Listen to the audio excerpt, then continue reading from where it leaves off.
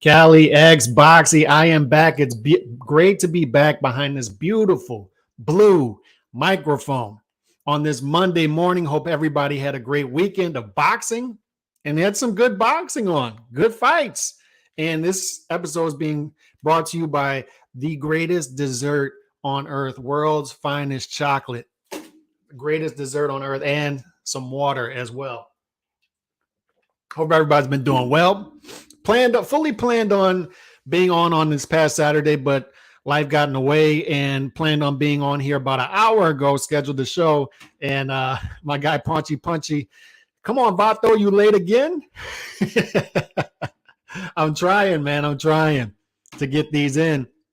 And I'll tell you what, woke up to this news: Fulton versus Inoue, May 7th, out in the land of the rising sun, Yokohama Arena, Inoue's hometown. Fulton is traveling over there. This is what boxing is about. This is what boxing is about. Best fighting the best, legacy fights, guys getting it in, a guy saying, no. I know you're a special fighter. I know you're possibly the pound for pound king, but guess what? I think I'm a pound for pound fighter. This is my division. You're not going to move up into my division and behave this way as if you own the place. You're not going to put your feet up on my couch. It's not going to happen. It's not going to happen. You're not going to do it. Shout out my guy Remy in the building. And y'all hit that like button. Hopefully people are out there getting the alerts. I've been hearing that people are not getting the alerts. YouTube's tripping as always.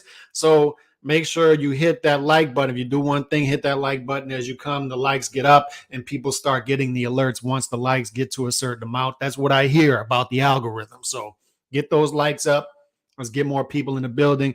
And y'all leave your comments in the comment section. If you're there, introduce yourself. Leave your comments in the comment section. And as always, I got to come on here at Monday morning and clean up some stuff I've been seeing over the weekend, Saturday night, narratives all over the place, flying all over the place after a fight on Saturday night, going into Sunday, going into Monday. I'm hearing Mark Magsayo's trash. Mark Magsayo's a terrible fighter. Oh, it's not really that big of a win for Figueroa. Look, Magsayo's not that dude.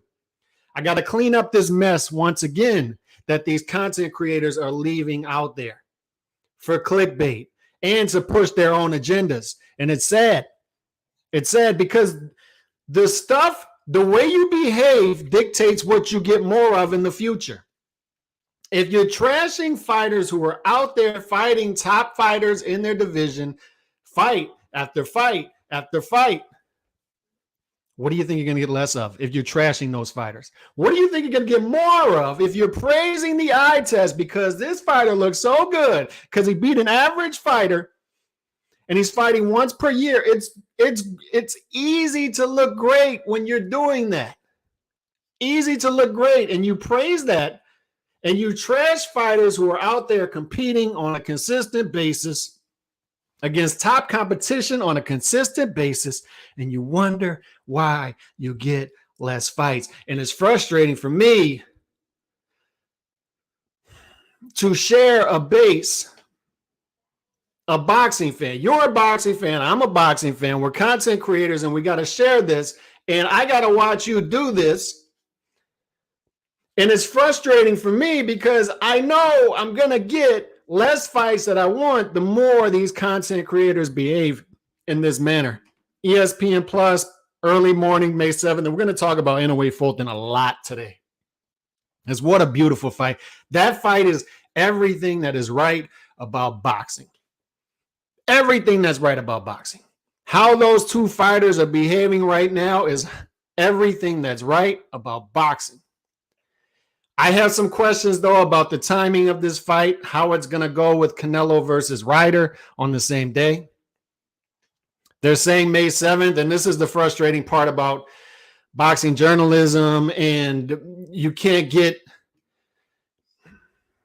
accurate reporting, so you don't know how to make plans because Coppinger's out there reporting that it's Sunday morning and then boxing scene saying Sunday afternoon. Hopefully it's Sunday afternoon. We get the fight on Saturday night. But my question is, will Canelo-Ryder be counter-programmed here? I have to imagine that the power brokers who made Inoue versus Fulton got news that Maybe Canelo versus Ryder is going earlier on in the day, and we can go at this time. They're not going to counter program Canelo versus Ryder. They're not. They're just not. And we can talk about this is a better, pure fight than Canelo versus Ryder. And it is. It is. But you're still going against Canelo. Canelo's still a cash cow. Canelo is still the dude who's going to get the ratings. And we have to keep it a buck as to what we're looking at as boxing fans with the casual market, right? We're still talking about a 122-pound fight. For us, this is a super fight. For us, this is the best, possibly the best pure fight that can be made in boxing. It's Inoue versus Fulton, Spence versus Crawford, if you still want to talk about that, and Bivol versus Beterbiev. Like, that's the top three best pure fights that can be made in boxing. To me, as a boxing fan and as a guy who pays attention to lower weight classes closely, this is like a Super Bowl to me. It's like a Super Bowl. But we got to keep it a buck as to what we're looking at. And Canelo is still that dude. He's still a cash cow. So you don't counter program that. And I have to assume that the power brokers spoke to each other back and forth. If they're going to put this fight May 6th in the U.S., they're not going to put it at the same time as Canelo. The ring walks are not going to be at the same time. So that's what we're looking at with that fight. I'm going to be talking about that. Inoue versus Fulton, greater than Davis versus Garcia. Yes, yes, yes, yes, yes. Yes. Accolades, what these guys have accomplished, just as far as like a pure fight as well. Just the questions that you have. Will Fulton be able to outbox Inoue for 12 rounds? Because Fulton does not have power. I understand he's a naturally bigger guy, but 8 knockouts in 21, 22 fights? He doesn't have power, and he's not going to have the power to knock out an Inoue. He's not going to have the eraser to erase mistakes that he makes in the ring. But that's the thing. He doesn't make many mistakes in the ring. He's a great, pure boxer. Great, pure boxer. And Inoue is Inoue. Inoue is a monster. Inoue is coming to take your head off, but also he's got great, pure boxing skill as well. He sets everything up. The lateral movement, can fight off his back foot front. We've talked about this constantly as far as Inoue. This is an Inoue channel right here. We've talked about what he can do in the ring, what he can accomplish stylistically, how he fights. And 19-0, people just simply don't know how special this guy is who haven't followed the lower weight classes. 19-0 in title fights, 16 knockouts in those title fights. You've got guys like, shout out my guy JP Boxing NYC, and that's a guy who, great boxing mind, by the way. But Davis versus Garcia, they simply don't have the accomplishments. How many title fights have those guys been in?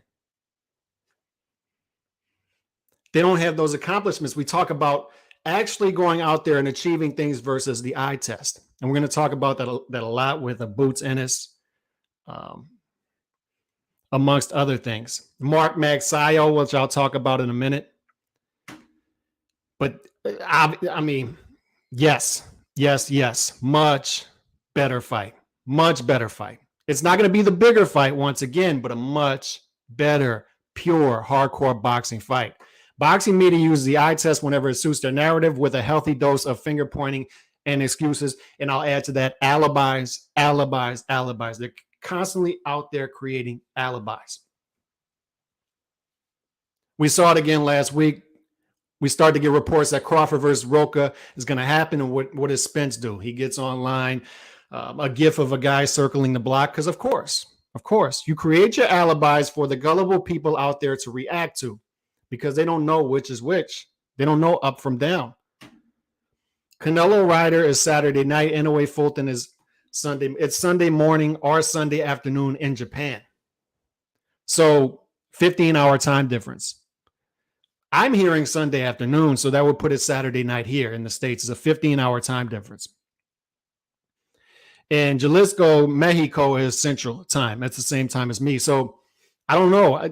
I have to imagine they're not going to counter program each other. But if it's Sunday morning in Japan, that would make more sense because you're doing, what is that, afternoon here in the States. But you got to remember, you're still going up against Kentucky Derby. There's a lot you're going up against that day. Kentucky Derby around 5 o'clock Central time. And then you've got Canelo fight. I don't know when that's happening. I have to imagine it's going to be in prime time here in the States. So I don't know where they're going to fit this fight. But for me, regardless, this is going to be the fight I'm watching. And this is a Canelo super channel. Like I'm a Canelo dude. And we have to be honest about what we're going to see on that Saturday. Canelo is still going to be the big fight, regardless. But me, as a hardcore boxing fan, this is one of the top 3 fights could be made in boxing right here. Mexico is 2 hours ahead of the U.S., not Central Time. So Jalisco is the same time as here in Louisiana. Canelo-Ryder, May 6th, Saturday night. Inoue-Fulton, Sunday morning. I think it's going to be May 6th here in the States. May 6th here in the States. So May 6th here in the States, Sunday in Japan. And I have to assume they're going to cater to both markets. They're going to cater to the Japan market, but they're also going to cater. This isn't going to be one of those fights you have to wake up at 5, 6 a.m. to watch. It's not going to be one of those. It's not going to be a Josh Franco fight out in Japan. It's not. This is a bigger deal. And I have to assume if the fight was going to be made, it has to be more accessible to the U.S. market. ESPN Plus, and I think it's got to be at a better time slot. Inoue stopping Fulton, in my opinion. Team Batman Boxing in the building. Y'all go ahead and hit that like button as y'all come through. And if you're watching in the archives, as most of you do, 90% of the market is in the archives. Y'all leave your comments below. Leave your comments below as to who you think is going to win the fight, what you think about it. You got Inoue, and it seems to me like most people are going Inoue, and I think it's 3-1 odds in favor of Inoue over Fulton. So I see Fulton as undervalued there. And once again, I'm high on Inoue, but Fulton is a great pure boxer. His issue is going to be keeping Inoue honest with no power is going to be the issue. I'm already hyped for that weekend. I love when multiple cards are over the weekend and we get a boxing marathon. I agree. Just don't put them at the same time. That's all I ask is about. Don't put them at the same time. All right. Figure it out. Talk amongst each other and figure it out and put it to where we can watch one and then watch the other. That's all I ask. It's going to be a long Saturday. That it will be. Kentucky Derby, 2 big boxing events. I love it. That's why I love that weekend. For me in the UK, I will be up all Saturday night, as most weeks, a quick power nap and get up for Inoue. Yep. But I want to, real quickly, as I get into this world's finest chocolate, by the way, before I get deeper into Inoue versus Fulton, before I talk about Boots Ennis, I'm going to bring up clips of Boots Ennis, Bootsy Ennis in this podcast. Crawford versus Spence and Coppinger out there saying they're talking directly and what that means. Max Kellerman has hit it right on the head as to what that means. I'll bring up that video clip in a minute as well. Figueroa, we talked about going into that fight that Figueroa, if he beats Magsayo, he's legit in the division because Magsayo, to me, is a good middle-of-the-pack top 10 guy in that weight class. So if you beat a Magsayo, generally speaking, you're a guy who possibly fits in the top 5. If you lose that fight, maybe you're 6 through 10, maybe a little lower. Magsayo is a tough fighter. He's not easy to deal with. He can be awkward. He's got some power. He's a headhunter, which is his downfall, by the way. He's a headhunter. He can be one-track mind, and easy to figure out as the fight goes on. And, oh, by the way, as he showed in this fight, stamina issues, right? Stamina issues. And Figueroa doesn't have those, especially moving up in weight. When he's not drained, he doesn't have the stamina issues as the fight goes on, and it showed in this fight. Figueroa started to come on late. Magsayo started to fall apart as the fight went on, both physically and mentally. And that was the key because this fight was up on the table. Despite what the scorecards say, wide, to me it was a close fight, 8-9, round 10. And then Figueroa started to do what Figueroa does, wear you down. Magsayo started to do what he does, start to wear down late on in the fight. Magsayo, as a fighter, a guy who beats Gary Russell Jr., one-armed, but he wins fights. He wins legit fights, and then he fights legit fights, loses to a Ray Vargas in a close fight, loses to Brandon Figueroa in a close fight. But Figueroa, let's talk about him first. He shows that he's possibly a legit top 5 guy, and a guy with a Mauricio Lara, a guy like a Ray Vargas, in a division with the Lee Wood, Mick Conlon, and he beats a Mark Magsayo, and that's off the bat moving up from 122. He belongs top 5, top 6 in the division right now. Robeisy Ramirez. So you start to ask yourself, in a deep division full of good fighters, I don't know if there's a great fighter at 126, but a deep division of good fighters, Figueroa belongs there somewhere.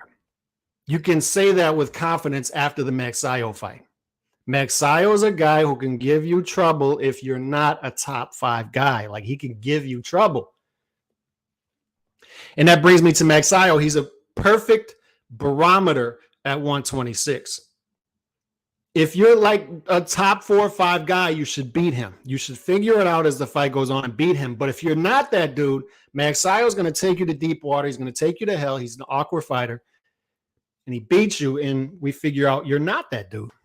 You're not. Maybe you belong 7, 10, outside the top 10. Magsayo is that perfect barometer. But that brings me to Magsayo.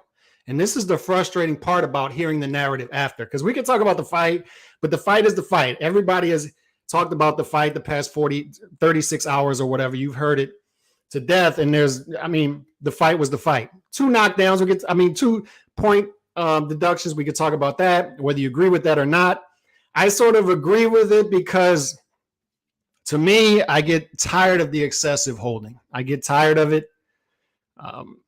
So if referees start to get aggressive and cracking down on it, I'm all for it for a fan. I want to see more entertaining fights. And this was an entertaining fight despite the holding. But imagine how entertaining it would have been without the holding. Excessive clinching. But we can talk about the fight. I thought Figueroa won. I thought it was a close fight going into 10, 11, 12, but Figueroa won the fight late. And it was a fun fight. And Figueroa showed that he can take a legit punch at 126. Magsayo once again showed that he belongs somewhere in the top 10. And he's that perfect barometer. But that brings me to Magsayo. The frustrating narrative that I heard after this fight was Magsayo's trash. Magsayo's just not a good fighter. It's not that great of a win. That's frustrating for me because I see a guy like Magsayo, and he's the anti what I'm getting from a lot of fighters out in boxing today. And it's frustrating for me to hear content creators and boxing fans say this stuff. Everybody's entitled to their opinion. But once again, the more content creators we got saying this stuff and bashing fighters who take on challenges, the less of that we're going to get. The more content creators we get out there praising fighters like a Tank Davis, Ryan Garcia, and look, I love that fight. I love it stylistically. I'm glad they're doing it, but simply haven't accomplished much in their career up to this point. The more we get content creators, journalists, boxing fans, hardcore boxing fans, praising fighters based off of the eye test solely, the more we're going to give fighters take the easy route and say, you know what? They're fighting my mythical matchups for me. I don't have to do much to get their praise. So let's continue down this route. So Mark Magsayo comes in, fights Gary Russell Jr., who was number 1 in the division. He didn't know that Gary Russell Jr. had a shoulder injury coming in.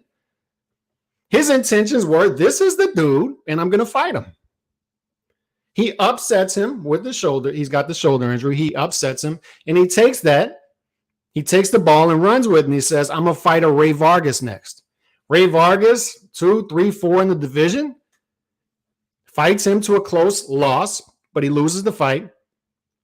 And then after that, he says, I'm going to fight Brandon Figueroa next. And Figueroa now a guy who's top 5 in the division. So I see Mark Magsayo's behavior as a fighter, and I say he's behaving like a fighter. And it's what we talk about on this channel all the time. What do we talk about? We say certain fighters, like not certain fighters, like if you lose a fight, it's not the end of the world. Why have we gone to a place where losing a fight is the end of the world? Losing a fight, you're exposed. You're a bum. You're trash. You're garbage. It's people pushing agendas for whatever reason, for whatever power broker, for whatever fighter is pushing these agendas. And it's the new age boxing fans and new age content creators who think that if you lose a fight, it's the end of the world. You're trash. And you're simply not a great fighter. So what are we going to get less of? Dudes taking challenges. Mark Magsayo loses to Ray Vargas. He loses to Ray Vargas. We still show up when he fights Brandon Figueroa, and we'll still show up his next fight. If you don't like him stylistically, that's a different conversation. That's fine. If you think he belongs at number 9 instead of number 5, that's fine. That's not the conversation we're having, though. You're saying he's trash. Not a great fighter. First of all, you're demeaning what Brandon Figueroa is doing, stepping into the division, but you're demeaning a fighter who is going out there and challenging himself, putting his title on the line against the Ray Vargas, coming off of a loss to Ray Vargas and saying, I'm going to fight another tough fight. To hell with it. Who cares?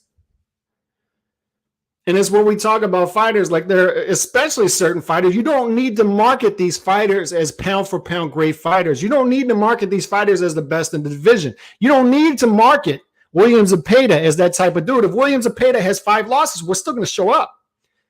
If Munguia has 5 losses, Jaime Munguia at middleweight, super middleweight, we'll still show up because he's a fun fighter. He's a vulnerable fighter who will get hit and hit back. And if he loses, we're still going to show up because we know what we're going to get. We're going to get entertainment value off of it. You don't need to market these fighters as great fighters, pound for pound level fighters. They may end up being that. That's the fun part of boxing. And that's what I don't understand about new age boxing fans is why wouldn't you want that mystery? Why would you want WWE style stuff? Why wouldn't you want the mystery? Why wouldn't you want that feeling in the pit of your stomach when your favorite fighter is going to the ring? I don't know if he's going to win this one. This is a toss-up. This isn't a 10-1, 15-1 favorite type of fight. This is a toss-up. I don't know if he's going to win the fight. That's where the fun happens, right? In those shadows. That's where the fun happens, the mystery. That's how you accidentally build stars, and that's how you build more stars. You're not purposely building stars and building an artificial market. Sometimes you get stars by accident. And we don't have any true American superstars in the sport anymore. Superstars. We might have guys who are borderline stars, but superstars we don't have because we don't create a market in which these guys can thrive and become that. We've lowered their ceilings because we're coddling them. We're coddling them. And it's not just the power brokers anymore. It's the boxing fans coddling these fighters. Oh, it's okay. You don't have to fight a tough fight because, yeah, Jamal Charlo, he's coming off a 600-day layoff, so he needs an easy fight. He needs an easy fight because that's a long layoff. He just had a 600-day break. And you want to give him a tune-up fight now? This is what we do as American boxing fans. We've gone to a place where we're scared if our favorite fighter is going to win or lose. I tell this story all the time about when I went to Vegas. I think it was Mayweather versus Cotto. And I'm in the bar, I believe it's the lobby bar, whatever it is, in the MGM. And I'm standing there and we're talking trash back and forth because I got my Cotto gear on and Roger Mayweather is next to us. And we're talking trash, just good-natured at the fight ribbing. Fan bases, and it's fun. But I look out there, and it's Danny Garcia and Omar Henry. They're both wearing Puerto Rican gear. I'll never forget it. And Danny Garcia is there in a Puerto Rican tank top. And all of the fans that are going up to these two, you got to remember this is 2012, maybe May 2012. And they're going up and they're getting autographs and pictures with Omar Henry. And Danny Garcia is just standing there watching them continue to go up and get autographs with Omar Henry, who was a top prospect at the time. And largely ignoring Danny Garcia. But what happens? A couple months later, Danny Garcia gets a fight with Amir Khan, upsets him, knocks him out. He parlays that into a fight on Canelo versus Mayweather undercard the following year, about 15 months later, 16 months later, and beats Lucas Matisse. Another upset. So what happens? Danny Garcia was put in the fight with Amir Khan. He was a 6-1, 7-1 underdog. I remember it. He was put in that fight to lose to Amir Khan. But what happens? He upsets him. Then he goes Lucas Matisse, and I'll never forget it because I bet on the fight. I bet on Danny Garcia 3-1 underdog in Vegas. I was at Canelo versus Mayweather. And what happens? He upsets Lucas Matisse. So upset after upset. Now all of a sudden, we've got a big name fighter in Danny Garcia. It happens by accident. Mark Magsayo's not supposed to beat, even with a hurt shoulder, he's not supposed to beat Gary Russell Jr. He parlays that into a Ray Vargas fight. Even if he's losing these fights, he's getting paydays in the process. He's found a niche market for himself. Then he fights Brandon Figueroa. But we should be rewarding the fighters taking the chances, win or lose. And if they win, all of a sudden, this is what I'm saying. The more challenges you take, the higher your ceiling is going to be. So as a fan of boxing, just a fan of boxing, why wouldn't you want to see more of those fights? Why? When Inoue beats Fulton, he'll be undisputed pound for pound number one. I tend to agree, but you got to remember, Usyk versus Fury right around the same time. And it's what we talked about the other day, right? It's this right here. You look at this list right here, it's been dormant up until this point. These guys fought a combined 14 times in 2022. The 10 of them combined fought 14 times. That's unacceptable. It sucks. That's an embarrassment to the sport. And through over 2 months now, and none of them are scheduled to fight in March. None of them yet are scheduled to fight in April. So we're likely looking at the top 10 pound for pound not fighting the first 4 months of the year. And that sucks. That's terrible. That's terrible. But if you look at this, Inoue now, right now, number one, Ring Magazine. And if he were to fight Tyson Fury late April, early March, Inoue fights, now we know he's going to fight Stephen Fulton Jr., May 6th, May 7th. Terrence Crawford, we're hearing rumors about Roca, June. Errol Spence Jr. likely fighting Yoga McKeith, June possibly even July. Canelo Alvarez, they'll be announcing Ryder and then Bivol, May and then September. Bivol, Canelo in September. Things are going to start to wake up starting in May. But the interesting thing about the pound for pound conversation is Usyk, if he becomes undisputed heavyweight champion, we can talk about Inoue versus Fulton, and we can talk about the implications of that fight. But if Usyk, coming up from cruiserweight, consolidates all 4 belts, WBA, WBO, WBC, IBF, along with the Ring Magazine belt, it's going to be tough keeping him off of number one. But then let's say Inoue fights Fulton Jr. the next week, and he runs through Stephen Fulton Jr. at 122, and then suddenly we start to talk about him possibly fighting Akhmadaliev undisputed at 122, or even moving up to 126 and challenge a guy like Ray Vargas, let's say. Or let's say a Mauricio Lara. Or a Mark Magsayo in an all-Asian fight in Japan. Then we start to talk about it's hard to keep that guy off of number one. But regardless, that's a great conversation to have for boxing. Rather than the number 3 and number 4 guy on this list not fighting each other, not taking challenges, etc., etc. It's the guys who fight who should get the rewards. It's the guys who take on the challenges who should be getting the rewards. That should be across the board as boxing fans. This is what we want. This is everything that's right about boxing. It's Fulton Jr. telling his advisor, telling his team, no. I've seen you do this with other guys. We're not doing it this time. I understand as a PBC fighter, we don't know what it's like as PBC fighters to get on board on a flight for a fight, look down as we're flying and seeing ocean. We don't know what it's like. For the most part, we're domestic level fighters here in America. I'm not doing that. This dude thinks he's going to come in my house and sit on my couch and put his feet up. He thinks he's going to come into 122, take over the division. You think you're going to move me to 126 as he does that and fight Brandon Figueroa in a rematch? It's not going to happen. I want this fight. You're going to make this fight. We're going to do it on his turf. We're going to do it in his hometown, and I'm going to go out there and beat him. That's what Stephen Fulton Jr. is saying. That's what he's telling his team. This is fighters taking ownership of their careers. This is what it looks like. This isn't Errol Spence Jr. coming out and saying, no guarantee money. I got to listen to my promoter. No. This is a fighter taking ownership of his career and saying, I don't care where the fight is. I don't care when the fight is. Sign me the hell up. This is my division. We're not doing this. We are not doing this. We're not doing this. He's not coming into my division. You're not talking me out of this fight. This is my fight. This is my legacy fight. I understand this is my legacy fight. This is me taking control of my career. This is me putting the balance of power back where it belongs. You work for me. I don't work for you. That's not how this works. I'm the fighter. You work for me. Give me my damn fight. They say this guy is the monster. Let's find out. Let's find out. Let's find out if he's the monster.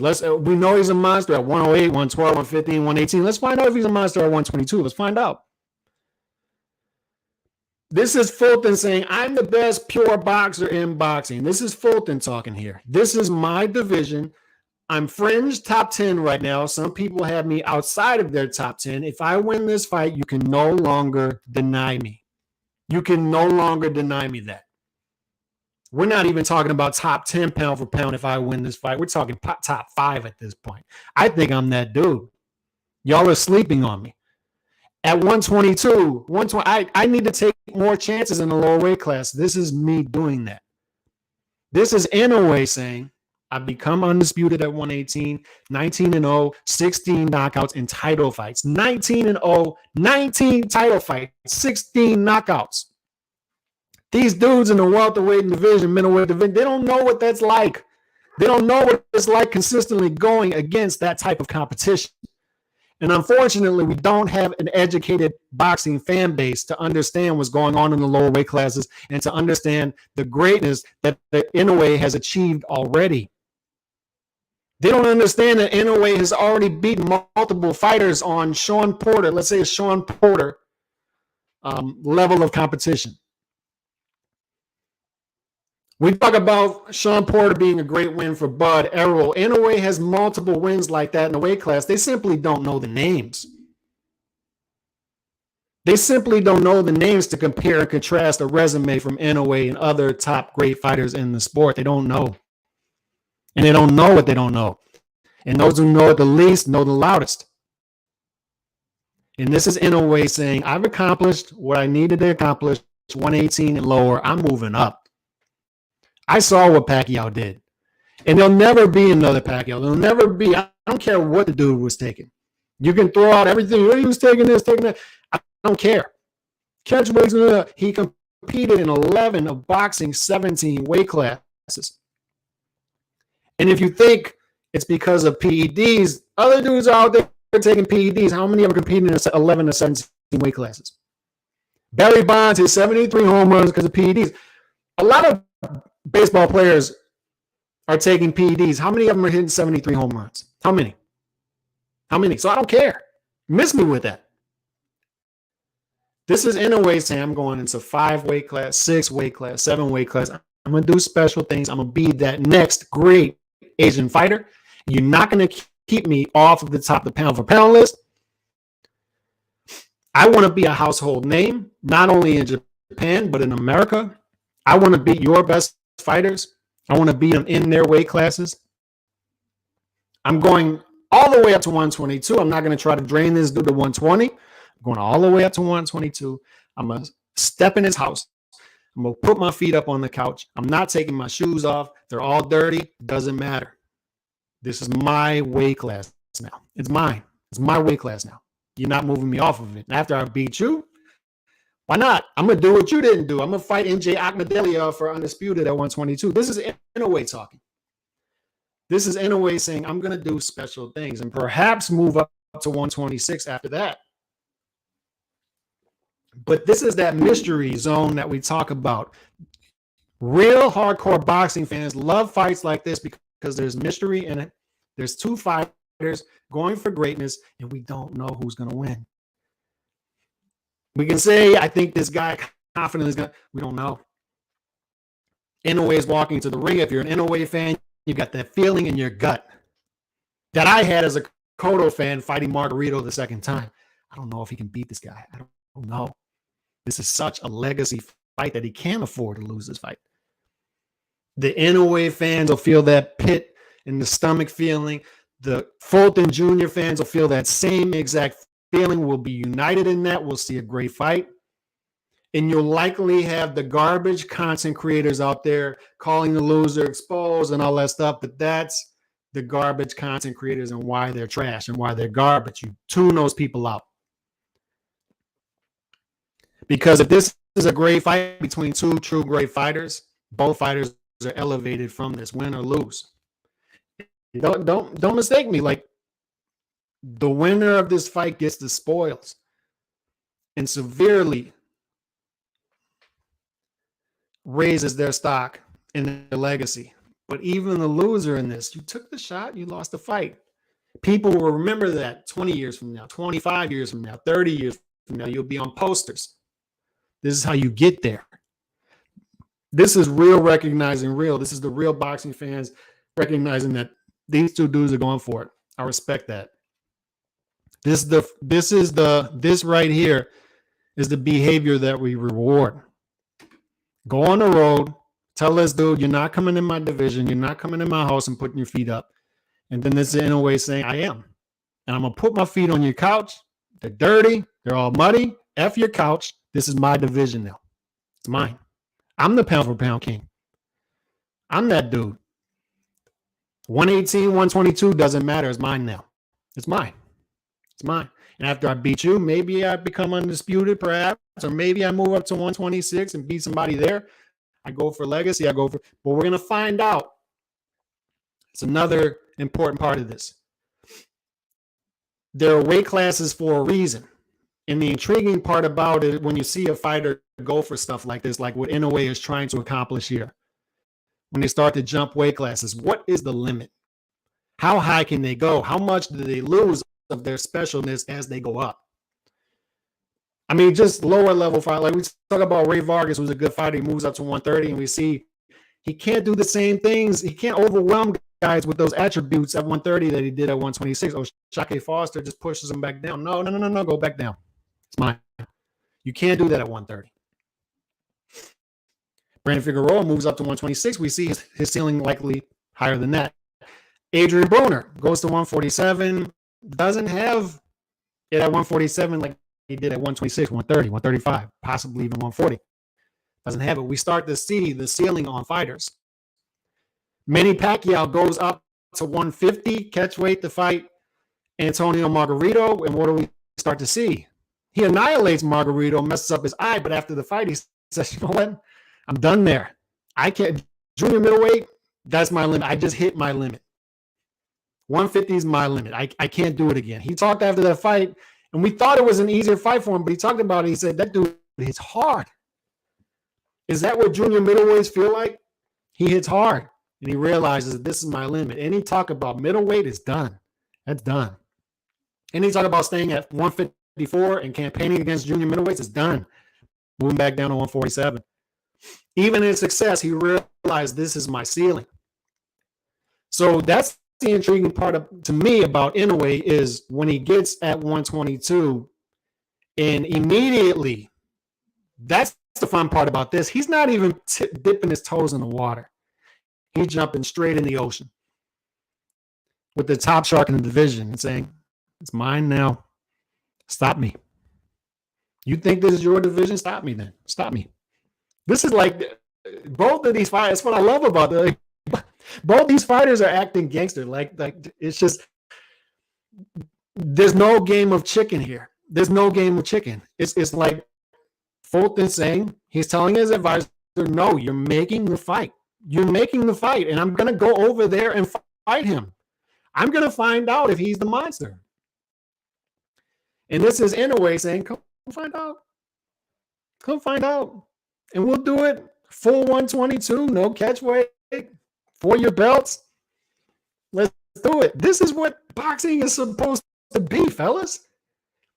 Boxing's not supposed to be us on Twitter fighting mythical battles for these dudes who don't even know we exist and don't even care about us enough to fight twice per year. That's not what boxing is supposed to be.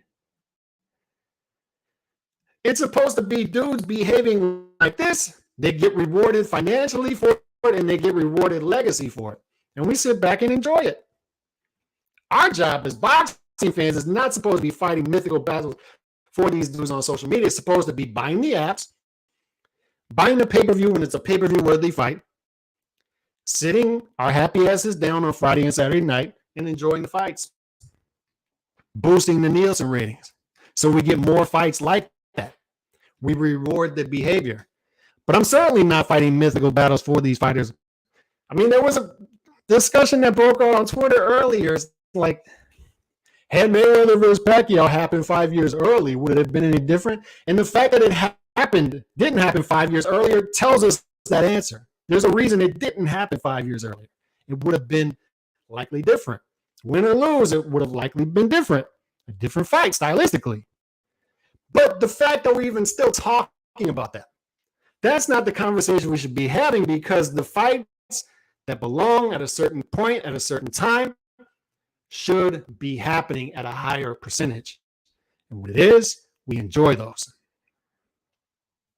We enjoy those fights, and we talk about them. And we reward both fighters. If Fulton goes out there, even if Fulton goes out there and gets embarrassed, I'm still praising that dude. His next fight, I likely even show up in America. Because that's the type of behavior that I want to see. That's the type of fights that I want. Oh, you're going to support a loser. You're going to support a bum. A lot of these content creators are foreign to me. I don't understand. I don't understand logic. I don't understand the lack of critical thinking skills. I don't understand the emotionally driven drivel. I don't get it. I don't understand it. I'm soft for that fight. Not even a Viagra gonna work. I'm sure you're talking about this right here. That world's finest chocolate is hitting today. Whoever made that, man, that stuff's crack. I honestly don't even care about Bud versus Spence. That's a lot of people right now. That's a lot of people right now. So when I hear something like this right here, first of all, let me bring up this soundbite. Now let me get to some comments first, because I'm not hitting the comments right. I was happy about the point deduction. Magsayo was desperately holding and practically got steamrolled most rounds. I agree. Like, I don't cry tears of Argentina for dudes who get deducted points anymore, as long as they're getting the warning, because I'm just tired of seeing. I'm just so tired of seeing the holding, excessive holding. And I like Magsayo as a fighter. I thought he fought a great fight. Just came up short. I just don't. I had to be up 5 a.m. Pacific time for Inoue-Fulton fights in Tokyo, so we'll see. I don't think you're going to see that this time. Fulton Inoue is the biggest fight for me. Magsayo Figueroa was competitive in every round. Folks complaining about the scores don't understand how boxing scoring works. I agree. That ref would have wrecked John Ruiz's career, Vladimir's too. Modern new age fans have been conditioned to say it's all about hit and not get hit because of Floyd's style. They pretend they like that ish, unfortunately. And they've also been conditioned that you can't lose. If you lose, you're trash. I hear it all the time. You're exposed. And it sucks. It sucks sharing a sport with these people.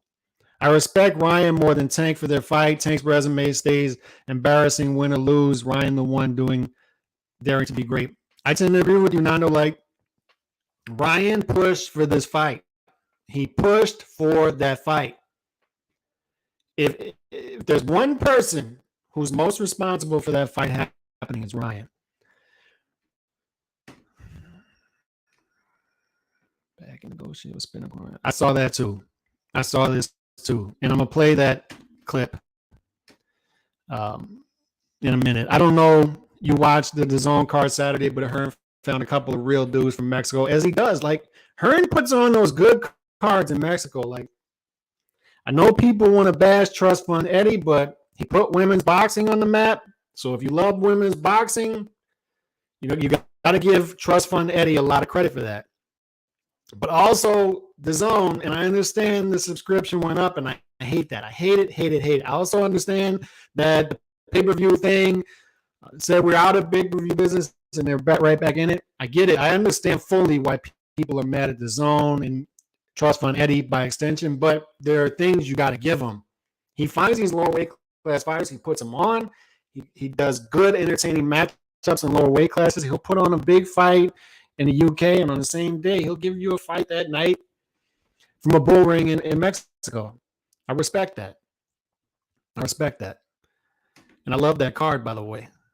Fulton is very slept on. I agree. For the most part, I agree.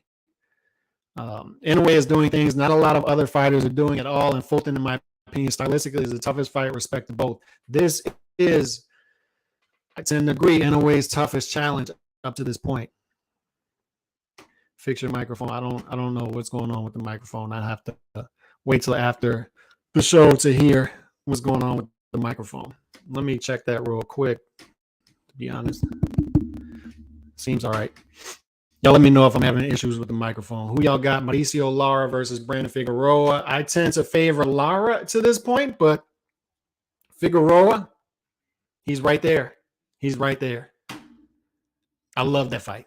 But we're going to get Figueroa versus Vargas next. Figueroa versus Vargas is what I'm hearing, and I love that fight as well. That's the fight that I actually wanted to see before this. I wanted to see, instead of Vargas fighting Foster at 130, Figueroa fighting Magsayo, I wanted to see Vargas versus Figueroa. But now we get that. Win or lose, both Fulton and Inoue doing something good for boxing. I agree. Your mic is crackly. So apparently something's going on with the mic. I'm going to have to fix that after the show. We're just going to have to power through it because I don't know what's going on with the mic. I canceled my DAZN subscription after 5 years. That's a lot of people. A lot of people did that. So, you know what? Let me turn this up. My daughter was probably messing with this stuff. So let me see what we got here. Gain. Let me drop the gain. So we might be good there. I don't know. My daughter messed with the microphone. I didn't see it. Eddie has burnt so many times by bringing dudes over from Mexico thinking they'll be light touches for fighters, only to find out he probably needed to scout these dudes better. Yeah. And regardless, we get great fights. Regardless. And now I bet he's all about that. Hell, if guys were getting washed on occasion by relatives unknowns from Tijuana, I'd want to think about it, is all I'm saying. Let me put this up. Let's see. Let me share screen this. I want y'all to see this interview right here. This is Boozy Ennis talking about his son, Boots Ennis. And there's a lot of gems in this interview. And this is empty the clip on YouTube. And this is according to Boxing, sharing it on Twitter. And there's a lot of valuable sound bites in this. I want y'all to hear this. Forgive the music and all that stuff in the background. I just want y'all to hear this and what Boozy Ennis said about Boots Ennis and Showtime. A lot of people said he gonna have to start calling people out and cussing, you know what I mean? Just like Terrence Crawford told somebody, said, yeah, only way I fight him if he call me out and he call me a pussy, or he call me a motherfucker, or you know, something like. We don't even talk like that. Yes, you know what I mean? He said that's the only way he would fight Boots. You know, if he called him, you know what I mean? We don't. That means you really don't want to fight, Terrence. You know what I mean? Don't use that for an excuse, because everybody else you fight, they wouldn't call you all kinds of names, but you fought them. You know what I mean? We was trying to set up a fight with him last month because BLK people called us. Okay.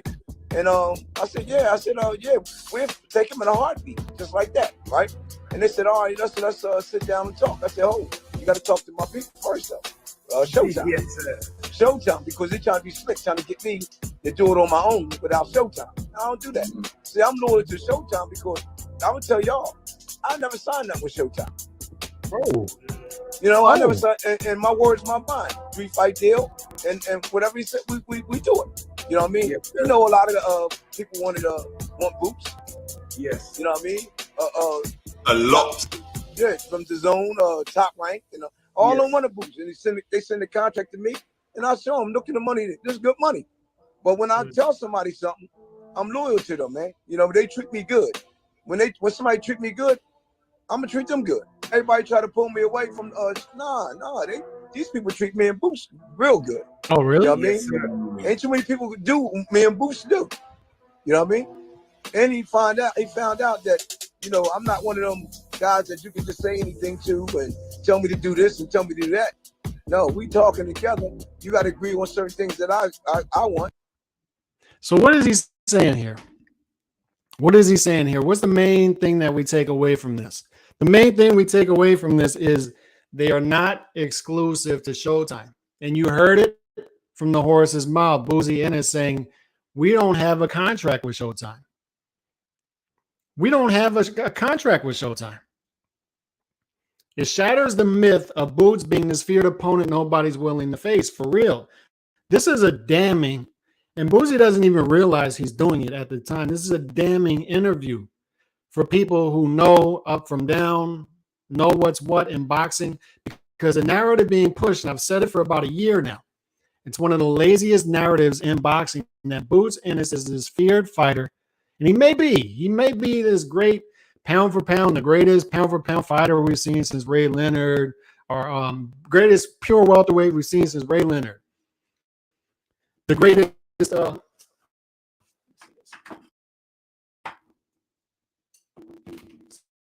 I had to get that plugged up. The greatest pound for pound fighter we've seen, best pure talent we've seen since Roy Jones. We see all of this praise, right? But then we also hearing the narrative for years now that he's exclusive to Showtime. So what was the narrative in 2022? The main excuse from Boots and his boxing and his fans, like the extremist Boots and his fan base, is that he couldn't get the dates in 2022. Why? Because he's exclusive to Showtime. He's exclusive to Showtime. He can't go elsewhere.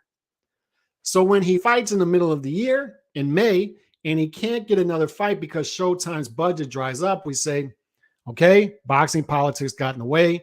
He couldn't get the fights. But this is Boozy Ennis saying, no, we're not exclusive. We are not exclusive to Showtime.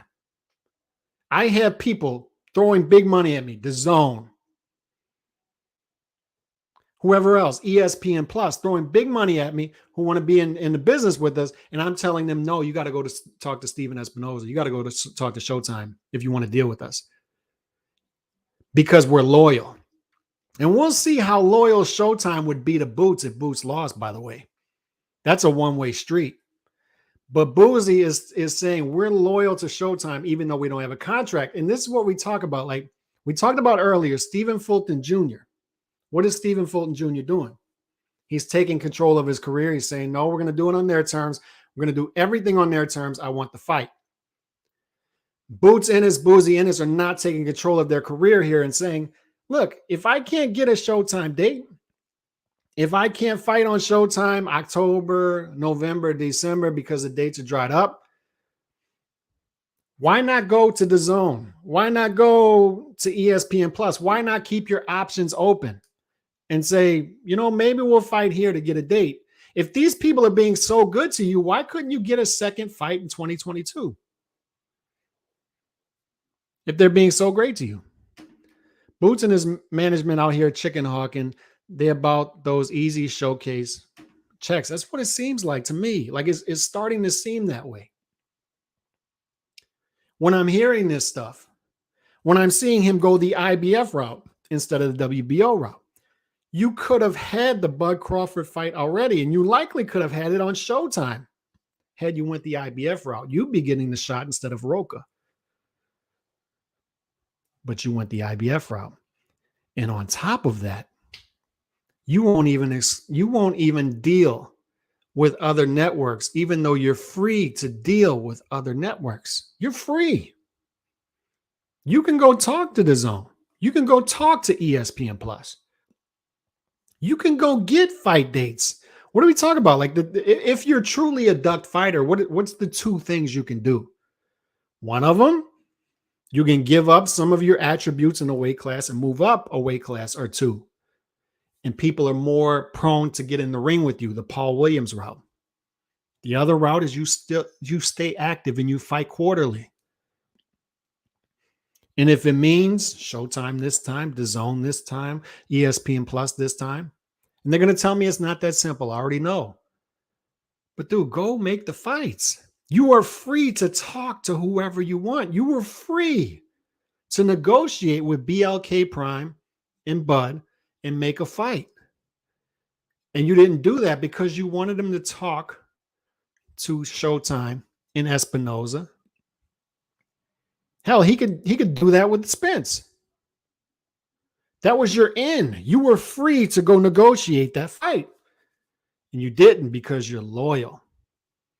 You didn't because that's your people. And they're treating you great. How are they treating you great when you're fighting once per year? How are they treating you great when you're fighting a dude named Karen in January? How are they treating you great when you're not even a main event fighter and you're 6-7 years into your career? It just seems to me like they're happy saying they're avoided while fighting average opposition consistently. How can he say he doesn't have a contract? Showtime literally saying he's loyal to them because they treat them well. That's what I'm saying. Like, if they treat you well, like, wouldn't they try to tie you down as a Showtime fighter with the contract? Wouldn't they assure you so many dates in your career? Wouldn't they have lured in a top fighter at this point? Wouldn't you be front of the line to fight Errol Spence, another Showtime fighter, if they're treating you so great? How are they treating you great? And the answer to that would be you're fighting low risk, high reward. And that's the thing, is high reward for low risk. You're making a lot of money and you're not facing much opposition. That's the answer to that. That's how they're treating him great. They're treating him great because there's not much resistance in his career and he's getting paid like a top level fighter. That's the answer to that. But in saying all of that, I don't want to hear anymore that this dude is a ducked fighter. I don't want to hear anymore that he can't do this because he's at Showtime and this guy's got to cross the street. No.